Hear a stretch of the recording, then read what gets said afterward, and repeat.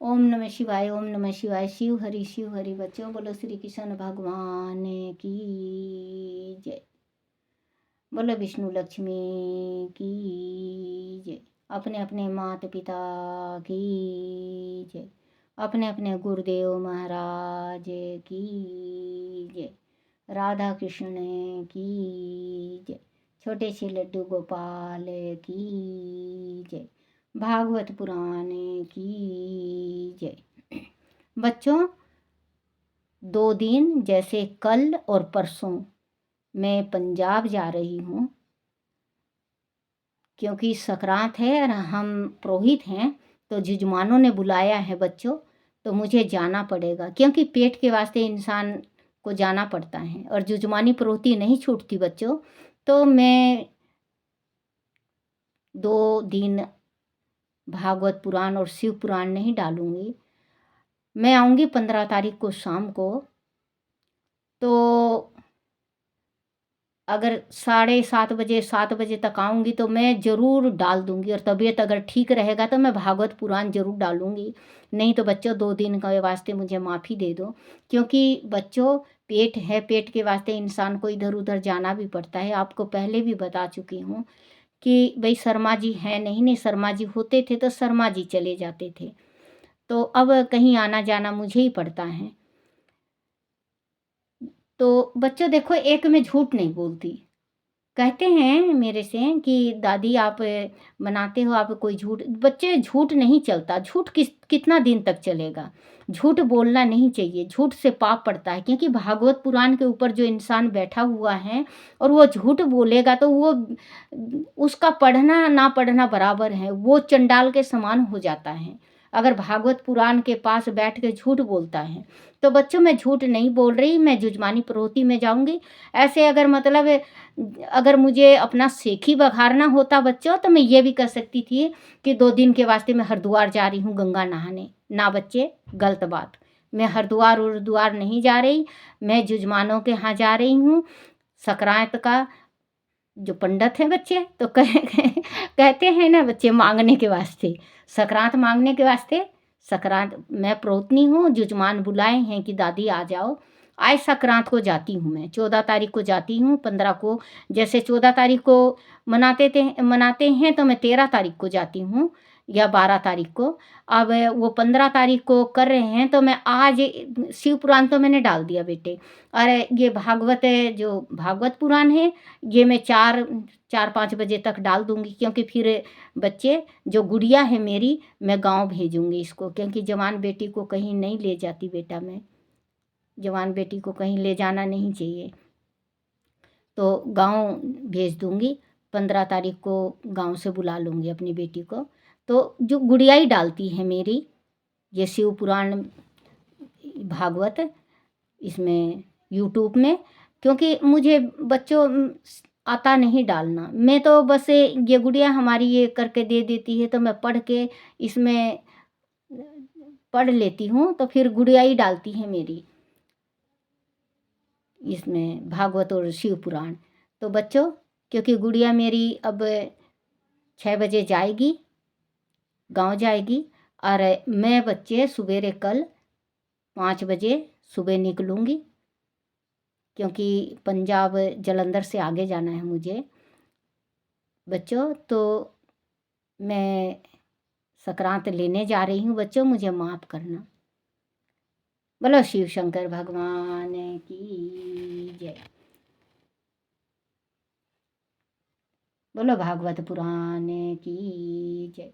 भागवत पुराण का 11वां अध्याय, वित्रासुर का वीर तव प्रदर्शन और भगवान की स्तुति। बोलो लड्डू गोपाल की जय। श्री सुखदेव जी ने कहा, परीक्षित, जब असुरों ने वित्रासुर के कथन पर ध्यान नहीं दिया और उनके भागने का क्रम जारी रहा, तो वित्रासुर को क्रोध आ गया। अपने असुर सैनिकों में जोश भरने के लिए वह देवताओं की सेना पर टूट पड़ा।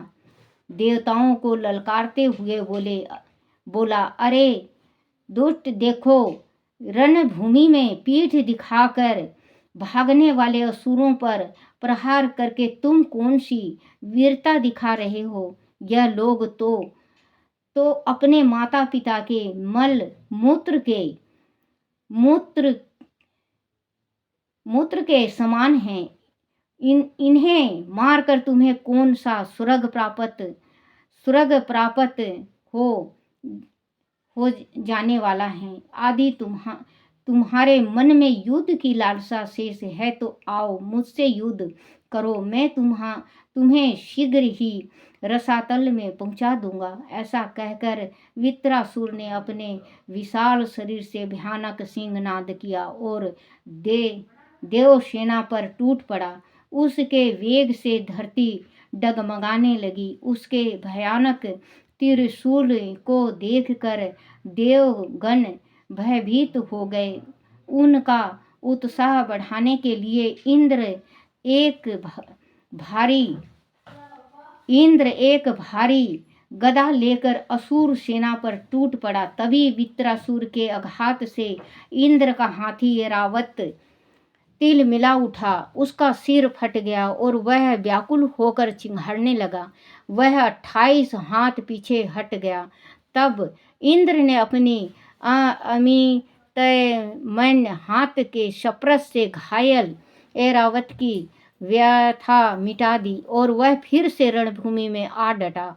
इंद्र को देखकर वित्रासुर बोला, अरे दुष्ट, तूने ब्राह्मण गुरु और मेरे भाई की हत्या की है। अब तू मेरे हाथों से नहीं बच पाएगा। तू अपने गुरु और मेरे भाई के साथ विश्वासघात किया है। क्योंकि बच्चों सही में विश्वासघात किया था, गुरु थे इनके। तो क्या हुआ जब गुरु अपने माता पिता का अगर हवन में आहुति डाल रहे हैं, अपने माता पिता का नाम का डाल दिया तो कोई बड़ा अपराध नहीं किया, क्योंकि अपनी माँ के नाम का उन्होंने डाला था। तो ये सोचे कि फिर ये हमारे साथ धोखा कर रहा है तो इसको मारना नहीं था। ब्रह्म हत्या तो ब्रह्म हत्या होती है। इनका क्या बिगड़ा? इंद्र का बच्चों क्या बिगड़ा? इन्होंने तो ब्रह्म हत्या कर दिया, लेकिन ब्रह्म हत्या का दोष जो चारों तरफ खिंडा दिया, बखेर दिया, धरती, जल, पेड़ और स्त्री, इनको भुगतना पड़ रहा है। क्योंकि इन्होंने तो ब्रह्म हत्या कर दिया और ब्रह्म हत्या करने के बाद 1.25 साल तक अपने माथे पे ब्रह्म हत्या का बोझ ढोता रहा। क्योंकि वो बहुत पुराना हो गया तो ज़्यादा ताकतवर हो गया, तो उन्होंने चारों तरफ बखेर दिया, हत्या की है। अब तू मेरे हाथों से नहीं बच पाएगा। तूने अपने गुरु और मेरे भाई के साथ विश्वासघात किया है और उनके तीनों सिरों को धोखे से काट लिया है। दया, लज्जा, लक्ष्मी और कीर्ति तुझे छोड़ चुकी हैं।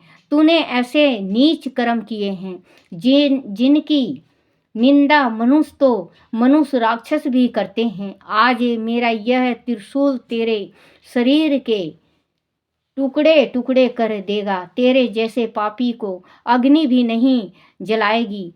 तुझे तो गिद्ध और कुत्ते नोच नोच कर खाएंगे। तेरे साथ आए उन नीच देवताओं को भी मैं मार डालूंगा और उन्हें भैरव आदि भूत गणों की बलि चढ़ाऊंगा। आदि तुम अपने ब्रज से मेरी गर्दन काट भी ली तब भी मेरा बलिदान व्यर्थ नहीं जाएगा। मैं अपने शरीर को पशु पक्षियों को समर्पित कर कर्म बंधनों से मुक्त हो महापुरुष की चरण रज का आश्रय ग्रहण करूंगा।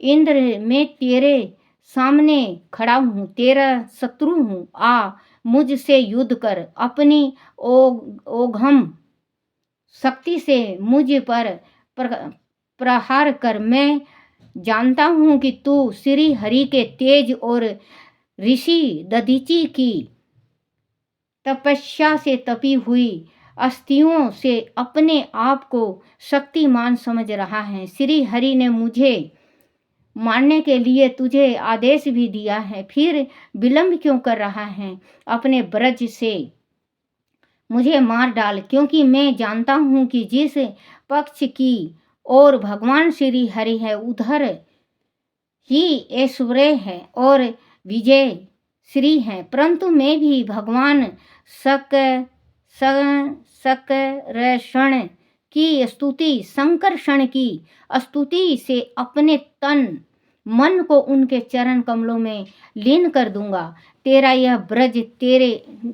ये ब्रज मेरे शरीर को नहीं, मेरे विषय भोग रूपी फंदे को ही काटेगा। मेरे यह शरीर अवश्य यह छूट जाएगा, पर मेरा मन, मेरा आत्मा मुनियों की भांति गतिमान होगा। जो पुरुष भगवान से अन्य प्रेम करते हैं, अनंत प्रेम करते हैं, जिन्हें वह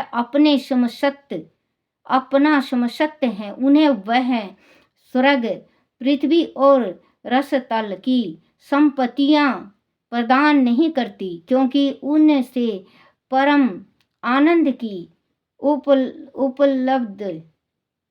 उपलब्धि नहीं होती, अपितु उनसे देश, उद्रग, अभिमान, मानसिक पीड़ा, कलह, दुख और व्यर्थ के परिश्रम ही हाथ लगते हैं। हमारे स्वामी तो अपने भक्तों को अर्थ, धर्म, काम आदि प्रयासों से मुक्ति कर देते हैं। इसी से उनकी कृपा का अनुभव होता है। इसे भगत गण ही समझ सकते हैं, दूसरे लोग नहीं। बच्चों, ये वित्रासुर कह रहे हैं कि मुझे सब कुछ पता है कि भगवान श्री हरि आपके साथ हैं, जो श्री हरि मुझे मारने के वास्ते भेजे हैं, और दधीची का जो आपने ये बनवा रखा है शस्त्र, उससे आप मुझे मारोगे। मुझे मालूम है कि मैं मरूंगा, लेकिन मैं परम गति को प्राप्त होऊंगा, क्योंकि मैं वीर गति को प्राप्त होऊंगा। मैं वीर होना चाहता हूँ, मुझे मारो, देर मत करो, क्योंकि भगवान, मैं ये जानता हूँ कि मैं हारूंगा। जिसके साथ हरि रहते हैं उसकी विजय होती है रण में। तो आप देर मत करो, क्योंकि आपने ब्रह्म हत्या किया था, मेरे भाई को मारे थे, और आपका गुरु को मारे थे, वो भी ब्राह्मण थे। तो आपने तो मार दिया, लेकिन मैं उनके वास्ते अपना ही शरीर त्याग दूंगा। मुझे तो परम गति वैसे भी प्राप्त होगी, तो आप आओ और मुझे मारो। क्योंकि ये बच्चे जानते थे कि मुझे दधीची जिसने तप किया है उसकी हड्डियां स्पर्श करने से मुक्ति मिल जाती, तो इनके तो प्राण लेंगे। तो खुद ही इनको पता है कि मुझे तो स्वर्गलोक को प्राप्त, मुझे जाना ही जाना है, प्राप्त होना ही होना है। धर्म, काम आदि प्रयासों से मुक्त कर देता है, इसी से उनकी कृपा का अनुभव होता है। इस भक्तगण ही समझ सकते हैं, दूसरे लोग नहीं। देवराज वही रुक जा, मुझे मारने से पहले जरा भगवान को स्मरण करने दे। हे प्रभु, आप मुझे पर ऐसी कृपा कीजिए कि दूसरे जन्म में आपके सेवकों की चरण वंदना और सेवा करने का अवसर मुझे मिले। मेरा मन आपके कर कमलों का सदा स्मरण करता रहे। आपके मंगलमय गुणों का मैं सदैव गान करता रहूं, और मेरा शरीर सदैव आपकी सेवा में लगा रहे। मैं आपको छोड़कर स्वर्ग, ब्रह्मलोक, भू मंडल का सम्राट,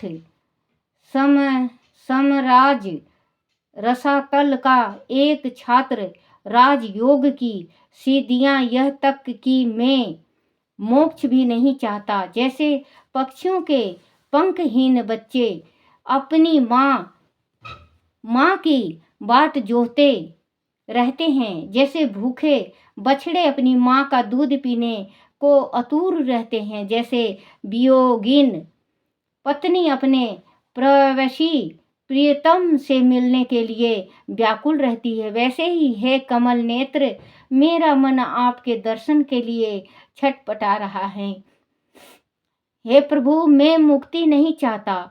मेरे कर्मों से मुझे बार बार जैसा भी जन्म मिले इसकी मुझे चिंता नहीं है, परंतु मैं जहाँ कहीं भी रहूं। बच्चों देखो, इन्होंने कितनी अच्छी बात कही है कि इस संसार का, तीनों त्रिलोकी का अगर मुझे राज मिलता है तो मुझे राज नहीं चाहिए। मुझे अगर पताल का राज मिलता है तो मुझे राज नहीं चाहिए। मुझे इस संसार का कुछ भी सुख नहीं चाहिए। मुझे भगवान एक जो आपका नाम जपता है उनका सेवक बना दो, और आपका सिर्फ दर्शन चाहता हूँ मैं।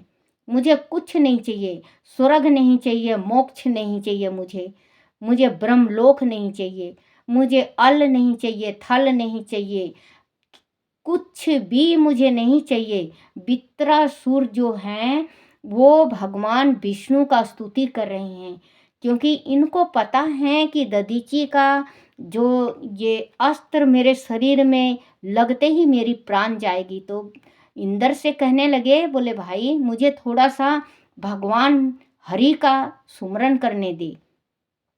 भगवान का सुमरन किए कि भगवान मुझे कुछ नहीं, तीनों त्रिलोकी का राज भी नहीं चाहिए, मुझे जल थल का भी राज नहीं चाहिए, मुझे पताल का राज भी नहीं चाहिए, मुझे मृत्यु स्वर्ग कहीं का भी मुझे राजपाट नहीं चाहिए। प्रभु मुझे आपको देखने की इच्छा है, आपको देखना चाहता हूँ। और जो शिव हरि का भक्त है, जो शिव हरि का भक्ति करता है उसका मुझे सेवक बना दो। क्योंकि जो हरि का नाम लेता है बच्चों, वो बहुत बड़ा धर्म, जैसे गंगा नहाते हैं उतना बड़ा पुण्य मिलता है।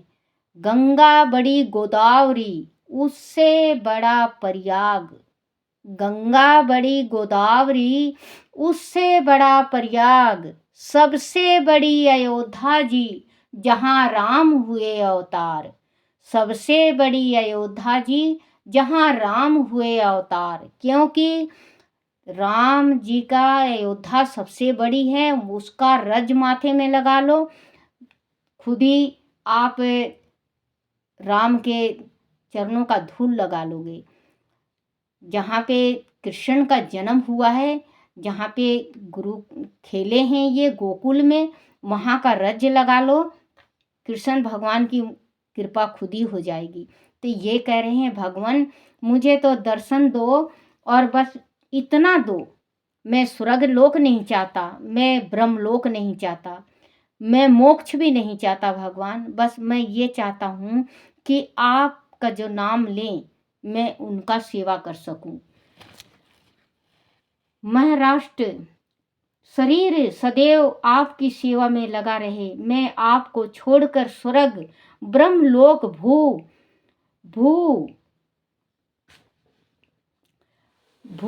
मंडल का सम्राट, राजथल का एक छात्र राजा, राजयोग की सिद्धियां यह तक कि मैं मोक्ष भी नहीं चाहता। जैसे पक्षियों के पंखहीन बच्चे अपनी माँ की बाट जोहते रहते हैं, जैसे भूखे बछड़े अपनी माँ का दूध पीने को आतुर रहते हैं, जैसे वियोगिनी पत्नी अपने प्रवासी प्रीतम से मिलने के लिए व्याकुल रहती है, वैसे ही हे कमल नेत्र मेरा मन आपके दर्शन के लिए छटपटा रहा है। हे प्रभु मैं मुक्ति नहीं चाहता। मेरे कर्मों से मुझे बार बार जैसा भी जन्म मिले उसकी मुझे चिंता नहीं है, परंतु मैं जहाँ कहीं भी रहूं, कहीं भी जाऊं, वह आपके भक्तों से मेरा प्रेम और मैत्री बनी रहे। ऐसी कृपा आप मुझ पर कीजिए। मैं मात्र इतना ही चाहता हूँ कि जो लोग इस शरीर और माया मोह से ग्रसित होकर संसार के बंधनों में पड़े हुए हैं, उनसे मेरा कभी किसी प्रकार का भी संबंध ना हो। बोलो श्री कृष्ण भगवान की जय। देखो बच्चों, इन्होंने क्या मांगा ये कहने लगे कि मेरे आत्मा भगवान देखो, वित्रासुर राक्षस था, त्रिशूल से चाहे किसी को भी मार सकता था, लेकिन उसके दिल में एक टिमटिमाती हुई लोह थी, वो विष्णु भगवान के वास्ते। विष्णु भगवान से कहने लगे मुझे किसी चीज़ की इच्छा नहीं है, बस मुझे इच्छा यही है कि आपकी जो भक्ति करता रहे, मुझे मित्र मतलब मैं मित्र उसी को बनाऊं, और जो वो भक्ति करें उसका रसपान मैं करता रहूं, क्योंकि उनका मैं मुख भी नहीं देखना चाहता, जो गृहस्थी में रह के मेरा तेरा करते हैं। चाहे आप कोई भी जन्म दो, चाहे किसी कोई से भी चीज़ का जन्म हो, मेरा जीव जंतु चाहे किसी का भी जन्म हो, तो मुझे सिर्फ आपके जो भक्ति करते हैं उन्हीं का मैं साथ रहूं, उन्हीं के साथ चाहिए। क्योंकि भगवान अंतर्यामी है, भगवान को भी सब कुछ पता था कि ये अग्नि माता के पुत्र हैं। अग्नि, क्योंकि इन्होंने तो अग्नि माता से, इनके जो पिता बने थे अग्नि माता से लिया था, इन्होंने बहुत साल भर तपस्या किया था, पूरा आहुति दिया था, फिर ये निकले थे, तो अग्नि के पुत्र हुए ये। उस ऋषि के भी पुत्र हुए, क्या तो नाम था बच्चों, मैं भूल जाती हूँ। तो इन्होंने अपने पुत्र को, जब इन्हें इंद्र ने मार दिया था, तो 1 साल का तपस्या किया था इस वास्ते। सॉरी बच्चों, माफ करना। बोलो श्री कृष्ण भगवान की जय। श्री कृष्ण गोविंद हरे मुरारी, हे नाथ नारायण वासुदेवाय। श्री कृष्ण गोविंद हरे मुरारी, हे नाथ नारायण वासुदेवाय। हे नाथ नारायण वासुदेवाय। हे नाथ नारायण वासुदेवाय। बोलो श्री कृष्ण भगवान की जय। अपने अपने गुरुदेव महाराज की जय।